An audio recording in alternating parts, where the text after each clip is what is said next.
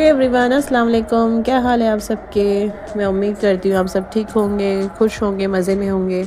Welcome back to उस्मा की दुनिया। और देखिए, मॉर्निंग हो चुकी है, ब्रेकफास्ट हो रहा है। आज है संडे और ब्रेकफास्ट में आज बन रहा है अंडे का सैंडविच। और अंडे के सैंडविच के साथ साथ आज इसके अंदर खीरे और टमाटर वगैरह भी डाले जाएंगे। मतलब बच्चों के लिए तो मैंने सादे वाला ही बनाया था, क्योंकि बच्चे ना फिर ये निकाल देते हैं। मतलब वैसे तो ना बहुत शौक से खाते हैं ये लोग ना, दोनों के दोनों ही ना। ककड़ी और टमाटर मैं इन लोगों को कट करके दे दूँ ना तो बहुत ही शौक से खाएंगे। बट लेकिन अगर वही चीज़ मैं सैंडविच में भर कर दूँगी ना तो ये लोग नहीं खाते, निकाल देते हैं।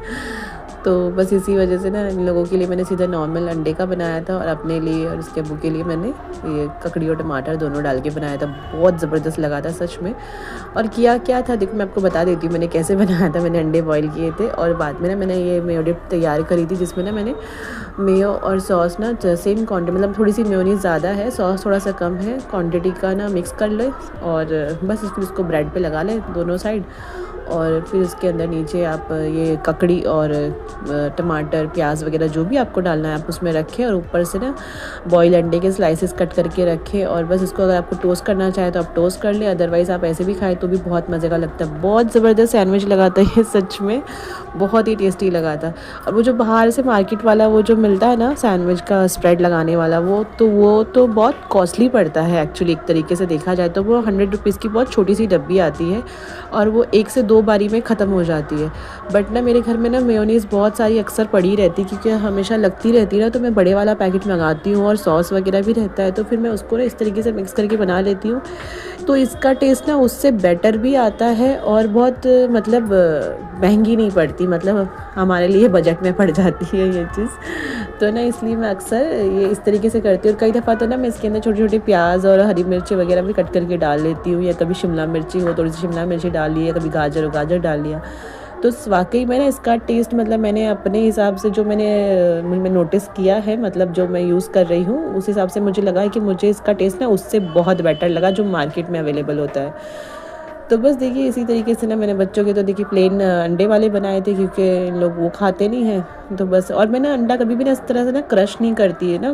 बहुत से लोग ना क्रश करके डालते हैं अंडे को ना उसमें, क्रशर में, तो उससे क्या है ना, अंडे का बिल्कुल भी टेस्ट आता नहीं है। मतलब ना जब ऐसे थोड़े से पीसेस रहने चाहिए ना तो प्रॉपर अंडे का टेस्ट आता है, पता चलता है हम अंडा खा रहे हैं। अदरवाइज़ ना वो क्रश हो जाए ना, वो एकदम मेल्ट हो जाता है, तो उसमें से टेस्ट नहीं आ पाता ठीक ठीक से जिस तरीके से आना चाहिए।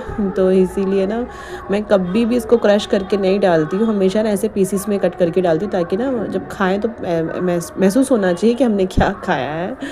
तो बस ये बच्चों के थे दोनों के, आयशा और मोहम्मद के लिए मैंने दोनों के लिए ऐसे ही बनाया था। और बस अपने लिए और उसके अब्बू के लिए मैंने ककड़ी और ये टमाटर और प्याज वगैरह लगाकर।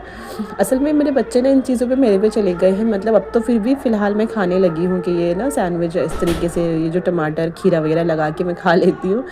बट ना एक टाइम था मैं भी ऐसे ही करती थी, जैसे मतलब ऐसे नॉर्मली मैं प्याज ये खीरा और टमाटर वगैरह खा लेती थी। बट लेकिन अगर वही चीज़ मुझे सैंडविच के थ्रू मिलती थी ना, तो मैं उसमें से एक एक पीस निकाल देती थी, और बस जो सैंडविच का मसाला रहता था ना वो खाते थे हम लोग। इन लोगों को जब कॉलेज जाते थे, मतलब ये उस टाइम की बात है, तो ये लोग भी ना बिल्कुल एग्जैक्टली वही करते हैं ना। वैसे खूब खाएंगे, लेकिन जब इनको सैंडविच में लगा करते तो इनको वो खाना नहीं होता, निकाल कर फेंक देते हैं।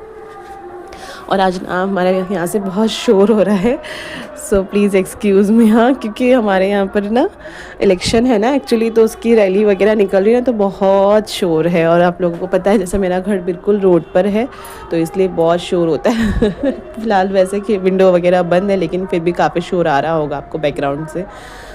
सो बस देखिए, बच्चों का तो हो गया था, अब बस मैं अपने लिए बना रही थी। और ना ये सैंडविच देखकर मुझे अपने कॉलेज की सैंडविच की याद आ गई थी, जेन्युइनली सच में। क्योंकि ना वो जो चटनी मिलती थी ना वहाँ पर, वो सैंडविच की वो चटनी बहुत ज़बरदस्त मिलती थी, बहुत ही सॉलिड मिलती थी, सच में मज़ा आ जाता था उस चटनी को खाकर। वो ग्रीन चटनी पता नहीं सैंडविच वाले बनाते कैसे हैं, सच में बहुत ही टेस्टी लगती। वो हमारे से घर में तो ऐसी नहीं बनती, खैर। तो बस ये देखिए, यहाँ पर हमारा सैंडविच तो बन के हो गया है रेडी। और जो लोग मेरे व्लॉग्स देखते होंगे ना, उनको लगता होगा कि ना रोज़ाना अंडे ज़रूर खाती है ब्रेकफास्ट में। तो मैं बता दूं कि मैं अपनी पूरी फैमिली को मॉर्निंग में, मतलब जो मेरा पहला मील होता है, मैं चाहती हूँ वो अच्छे से अच्छा हो और हेल्दी होना चाहिए एटलीस्ट। वैसे तो हम लोग बाकी बहुत सारी चीज़ें ऐसी खाते हैं जो हेल्दी नहीं होती है। तो मैं चाहती हूँ कि जब हमारा पहला मील अपनी बॉडी में जाना तो वो कुछ हेल्दी होना चाहिए, और अंडा बहुत ही ज़्यादा हेल्दी होता है, बॉडी के लिए बहुत ज़्यादा फ़ायदे हैं मतलब अंडे के। तो इस वजह से मैं रोज़ाना मैं पूरी कोशिश करती हूँ कि मेरी पूरी फैमिली रोज़ाना अंडे ज़रूर खाए सुबह सवेरे मतलब नाश्ते में।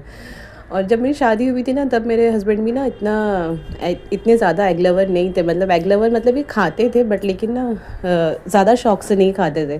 क्योंकि ना मेरे घर में मतलब मेरे ससुराल में ज़्यादातर सभी लोग ना वेजिटेरियन है, मतलब 80-90% लोग सब वेजिटेरियन है, सब वेज खाते हैं, मतलब ना नॉन वेज इतना शौक से नहीं खाते। बस एक दो जेंट्स है जो बहुत शौक से खा लेते हैं, अदरवाइज़ बाकी सब लोग ना वेज बहुत शौक से खाते। तो इसी वजह से इनका भी ऐसे ही था कि जिस तरह जो सब लोग खाते थे वही ब्रेकफास्ट वगैरह वही इन्होंने भी कर लिया। तो बट लेकिन मेरे आने के बाद में मैंने तो बिना मेरा ब्रेकफास्ट जो विदाउट अंडे के नहीं होता था, तो बस मैंने इनको भी लत लगा दिया अंडों की। और अब इनका भी नाश्ता बिना अंडे के कंप्लीट नहीं होता है, कुछ और हो या नहीं हो, इनको भी बॉयल अंडे ब्रेकफास्ट में ज़रूर चाहिए।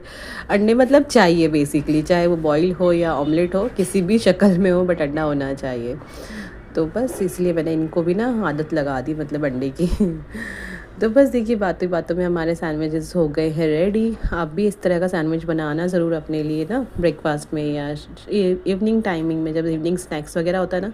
इसको टोस्ट करना चाहे तो आप टोस्ट कर ले, अदरवाइज़ आप ऐसे भी खा सकते हैं इसको, हर तरीके से अच्छा लगता है, मतलब ऐसा नहीं लगता है कि नहीं खा सकते, टोस्ट करके भी अच्छा लगता है, विदाउट टोस्ट के भी अच्छा लगता है।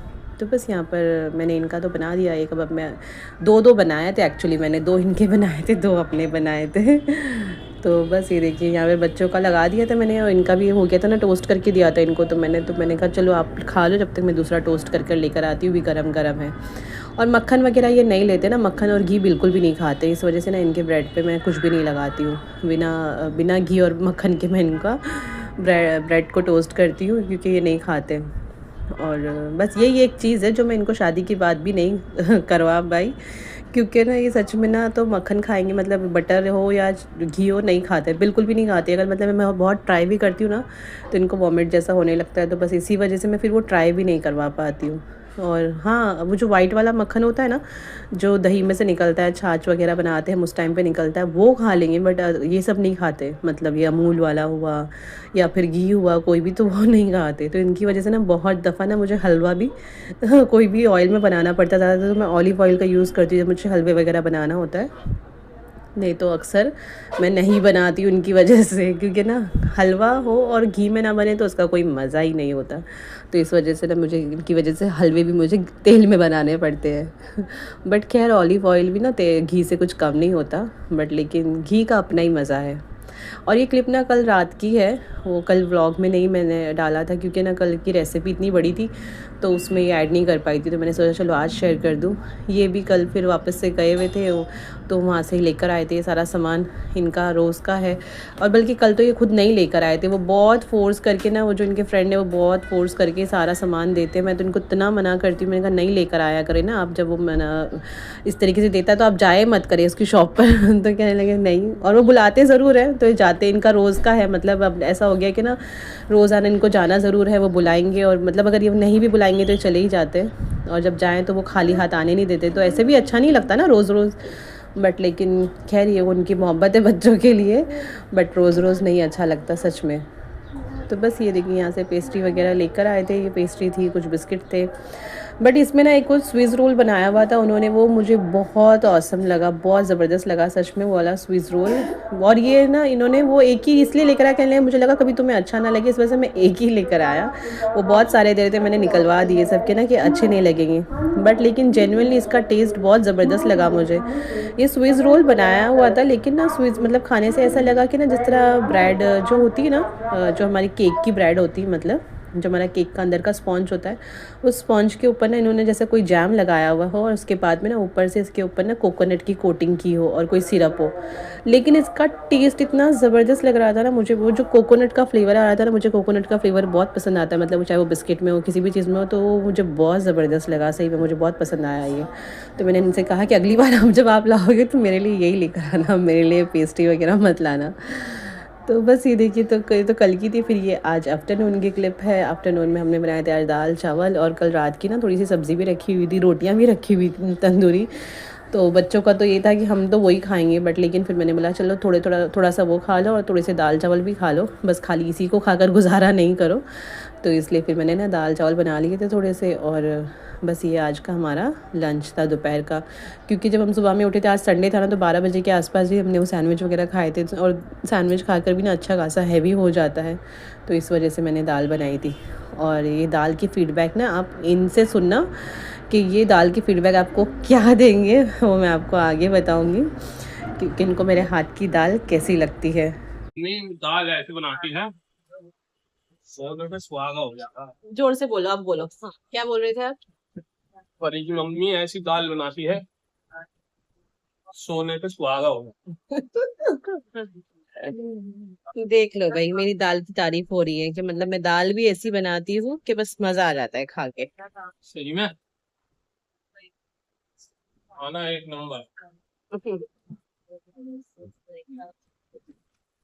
तो सुन लिया आपने क्या बोल रहे थे ये। हाँ, सच में अगर खाना बनाओ ना, और जो खाना खा रहा हो अगर वो उसकी तारीफ़ कर देना, तो सच में खाना बनाने वाले की ना मेहनत वसूल हो जाती है। वैसे तो ख़ैर दाल चावल में कोई मेहनत नहीं लगती, बट मतलब मैंने एक एग्जांपल दी है। कई दफ़ा ऐसा होता है ना कि हम लोग बहुत मेहनत से कुछ बना रहे होते हैं, और जो खा रहा होता है, घर वाले हो, चाहे वो हस्बैंड हो, वाइफ हो, व्हाटएवर, जो भी खाना बना रहा हो मतलब, और उसकी तारीफ़ नहीं करते ना, सच में बहुत ही बुरा लगता है। और फिर पूछना पड़ता है, पूछने के बाद भी खाली बस अगर ये सुनने मिले हाँ ठीक है अच्छा है बस, तो ना बहुत गुस्सा आता है, मुझे तो बहुत आता है सच में। जब मैं बनाती हूँ और अगर कोई उसकी तारीफ़ कर दे तो फिर मुझे बहुत खुशी मिलती है, सच में जेन्युइनली मुझे लगता है कि हाँ मेरा बनाना वर्थ इट रहा, मतलब सही रहा।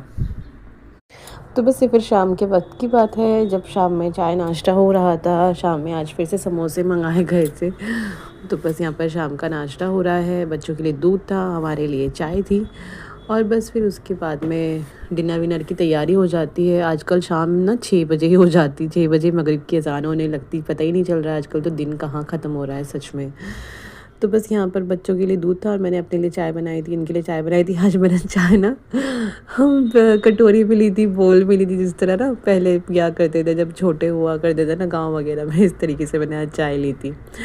और ये देखिए बस आजकल ना हमारे यहाँ पर बहुत रैली हो रही है ना, आज बॉम्बे में इलेक्शन है ना 20 तारीख को, तो हमारे यहाँ पर पूरा दिन किसी ना किसी की रैली जा ही रही होती है। और ये ना असलम शेख कांग्रेस के कैबिनेट मिनिस्टर है ना, उनकी रैली आई हुई थी, वो खुद भी आए हुए थे यहाँ पर। तो बस ये यहाँ पर इसी का शोर शराबा और बस पटाखे वगैरह फूट रहे थे, तो बस काफ़ी लोग इन लोगों के इंतज़ार में खड़े थे यहाँ पर। तो बस ना ये देखकर ना मुझे शाहरुख खान की जवान की स्पीच याद आ गई, सच में जेन्युइनली।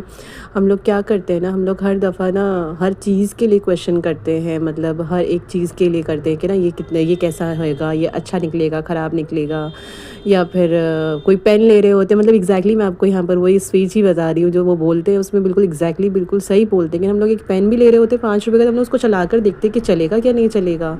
साबुन लेते हैं, साबुन की खुशबू कैसी है, परफ्यूम वगैरह लेते हैं, उसको भी टेस्ट करके देखते हैं। यहाँ तक कि हर एक चीज़ को हम टेस्ट करके देखते हैं कि ना कि ये कैसी है और कैसी नहीं है। और वही मस्कीटो कॉइल का भी कोई उन्होंने एग्जांपल दिया था, वो बहुत सही लगा कि हाँ 5 मिनट के लिए जो मस्कीटो कॉइल हम जलाते हैं उसको भी हम लोग पूछते हैं कि इससे कोई हम लोगों को नुकसान तो नहीं पहुँचेगा, बट लेकिन जब हम लोग अपनी सरकार चुन रहे होते हैं हम लोग कुछ भी नहीं देखते, बस अपने अपने कोई ना कोई रीज़न होते हैं सबको वोट करने के, कि भाई मेरी फैमिली इसको वोट करती तो मैं भी इसी को वोट दूंगा या दूंगी, या ये मतलब मेरे आसपास के लोगों ने कहा है कि ये बेटर है, या ये मेरा पहचान का है, या मैं इसको जानता हूँ या जानती हूँ तो मैं इसको वोट दूंगा। हम कभी नहीं सोचते ना कि हमें वोट क्यों देना है और किस लिए देना है। हर इंसान ना बस वोट किसी ना किसी रीज़न से दे देता है कि भाई हाँ चलो ये नेता मेरी फैमिली के लिए या मेरे मज़हब के लिए या मेरे आसपास के लोगों के लिए अच्छा है तो मैं इसको वोट दूंगा, बट ये सोचकर कभी वोट नहीं करते कि हाँ ये हमारे लिए क्या करेगा। जब वो लोग हमारे पास में वोट मांगने आते हैं हम लोग कभी नहीं पूछते भाई तुम हमारे लिए क्या करने वाले हो, आज तुम हमारे पास में आए हो फिर अगले 5 साल तुम दिखाई भी नहीं दोगे। तो आज जब तुम्हें मौका मिला है कि तुम्हारे सामने वो लोग आए हैं वोट मांगने के लिए, तो तुम उनसे पूछो, तुम सवाल कर सको कि भाई अब तुम अगले 5 सालों के लिए हमारे लिए क्या करोगे। बट ये ना हिम्मत किसी में भी नहीं है। हर कोई इंसान ना बस जब सामने से वो आते हैं ना तो बस बातों में रह जाते हैं और बस ना कुछ अलग ही किस्म का माहौल हो जाता है।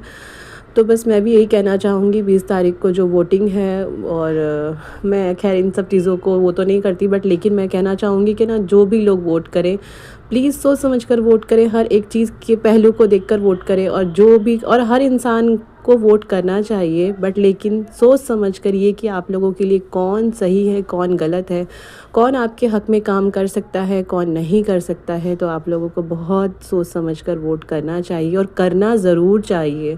और हर इंसान को करना चाहिए, ये नहीं सोचना चाहिए कि मेरे एक अकेले के वोट से क्या होगा, मैं क्या ही बदल लूँगा। लेकिन सबको ना, ये देखिए यहाँ पर ये रहे ना, यहाँ पे जो जिनके ऊपर फूल बरसाए जा रहे हैं, माला पहन के खड़े रहे, ये असलम शेख ही है। तो बस मैं वही कह, अभी जिस तरह ये यहाँ पर आए थे और लोगों ने बात की, तो यहाँ पर मौका था लोगों का ना कि इनसे सवाल किए जा सके, बट लेकिन लोगों ने बस हार पहनाकर इनको भेज दिया और इनसे कोई बातचीत किसी की कुछ हुई नहीं। आगे जाके हुई हो तो मुझे नहीं पता, बट लेकिन यहाँ पर नहीं हुई। बट ये ऐसे मौके होते हैं जब ये नेता हमारे बीच में आते हैं, तो हम लोगों को इनसे सवाल करना चाहिए कि भाई तुम क्या करोगे, तुम क्या क्या चीज़ें करोगे हमारे लिए, हमारे बच्चों की एजुकेशन के लिए, हम लोगों की नौकरी के लिए, मतलब हर एक चीज़ के लिए जो हम इनसे सवाल कर सकते हैं हमें करने चाहिए, क्योंकि यही एक चांस होता है। फिर तो उसके बाद अगर ये आ गए तो आपको पूरे साल, पूरे अगले 5 साल आपको नहीं दिखाई देने वाले, फिर इलेक्शन के टाइम पर ही मिलेंगे ये लोग। तो बस मेरा कहना यही है कि ना आप लोग बहुत सोच समझ कर ध्यान से अपना वोट दीजिए, जो आप लोगों के लिए काम कर सके, जो आपके लिए खड़ा हो सके, जो आपकी हर चीज़ में मदद कर सके, जो आप लोगों के हालात को बदल सके। आजकल जैसा माहौल हो रहा है ये माहौल ख़त्म हो सके, हम सब मतलब बेधड़क बिना डरे रह सके एक जगह पर। हर जगह कोई ना कोई मसला, कोई ना कोई परेशानी हो ही रहती है। तो बस मेरा तो कहना खैर यही है कि ना जो भी कोई वोट करेगा वो बहुत सोच समझ कर वोट करे। और बस फिर देखिए डिनर का टाइम हो गया था। डिनर में आज बन रहा था चिकन का सालन और रोटी चावल वगैरह, वही सब कुछ हर डिनर में बन रहा था। और आज डिनर के लिए ना कोई था भी नहीं एक्चुअली, ना बस बन गया डिनर, ना सिर्फ हम ही लोग होते, मतलब मेरी फैमिली थी और बाकी घर में कोई और था ही नहीं बस। तो पहले तो ये हुआ कि बाहर से मंगाते, फिर मैंने बोला छोड़ो कौन मंगाएगा बाहर से, चिकन रखी हुई थी, मैंने कहा चलो उसका सालन बना लेती हूँ, रहने देते हैं। तो बस इस वजह से मैंने फिर चिकन का सालन बना लिया, थोड़े से चावल बना लिए, रोटी भी बना ली और 2-4 तंदूरी रोटी भी मंगा ली, क्योंकि ना कल परसों 2-3 दिन पहले जब नहीं कल ही तो जब चिकन बटर चिकन बना था, जब तंदूरी रोटी आई थी ना, तो आयशा को बहुत पसंद है तंदूरी रोटी ना, सालन वगैरह से बहुत शौक से खाती है आयशा। तो ना उसने फिर उसे कहा कि मम्मी मेरे लिए, मैं तो तंदूरी रोटी से खाऊंगी। तो बस एक दफ़ा फिर से तंदूरी रोटी मंगाई गई, बट लेकिन मैंने हाथ की रोटी भी डाली, क्योंकि कल भी खाई गई थी तंदूरी रोटी, फिर दोपहर में भी ना बच गई थी, दोपहर में 1-2 रोटी दाल के साथ में वो खाई गई। तो मैंने कहा अब है ना दोनों तीनों टाइम पे वैसी रोटी खाएंगे ना तो पेट ख़राब हो जाएगा। तो मैंने कहा चलो ठीक है, अगर तुम्हारा मन कर रहा है तो एक रोटी ले लेना, बट लेकिन फिर बाकी हाथ की रोटी तुम्हें खानी पड़ेगी जो मैं घर में बनाऊँगी। तो बस ये फिर मैंने थोड़ी सी रोटी भी डाली थी और चावल बनाए थे इसके साथ में, और ऐसा शोरबे वाला सालन बनाया था चिकन का, बहुत मज़े का बना था, बहुत मज़े का बना था सच में। मैंने इस वाले चिकन की भी रेसिपी मतलब मैंने दी हुई है पहले व्लॉग्स में, आप चेक कर लेना, मुझे एग्जैक्टली याद नहीं है कौन से व्लॉग में है, बट मैंने शेयर करी हुई है। तो बस यहाँ पर हमारा डिनर हो चुका है, अब हम इसको सर्व कर लेते हैं और लेके जाते हैं। मुझे ना जेन्युइनली कभी कभार ना इस तरीके का सालन खाने का बहुत मन, एक्चुअली ये मैंने बनाया था अपनी पसंद से, अपने चॉइस से ही बनाया था, क्योंकि जब पहले डिसाइडेड ये हो रहा था कि बाहर से मंगा लेते, तो फिर उसके बाद उनके अब्बू ने कहा कि जैसा तुम्हारा मन करे ना, जैसा तुम कन्वीनियंट ले, तुम्हारे को लगे तुम वैसा बना लो, कर लो, कोई मसला नहीं है, बनाना है बनाओ, नहीं तो मंगा लेंगे, कुछ नहीं होता। तो फिर मैंने मन किया, मैंने कहा चलो ना ऐसा शोरबे वाला सालन बनाते हैं चावल के साथ में, मुझे बहुत ज़बरदस्त लगता है ना दही वगैरह डाल के, मुझे पर्सनली बहुत पसंद आता है ऐसे। तो बस इस वजह से मैंने ये शोरबे वाला सालन बनाया, क्योंकि कल बटर चिकन बनाया था ना वो एकदम थिक ग्रेवी वाला हो गया था, तो मैंने कहा नहीं आज शोरबे वाला बनाते हैं। तो बस बहुत ज़बरदस्त लगा था, बहुत मज़े का बना था। तो बस इसी के साथ में ना मैं इस व्लॉग को कर देती हूँ यहाँ पर एंड। आज का व्लॉग बस यही था, आपसे इंशाल्लाह मैं फिर मिलूँगी एक और नई वीडियो के साथ। तब तक अपना बहुत सारा ख्याल रखें, अपने आसपास के लोगों का ख्याल रखें और मुझे अपनी दुआओं में याद रखें। और 20 तारीख को जो भी वोट करेगा अपना सोच समझ कर अपना एक सही इंसान को चुनिए अपने लिए।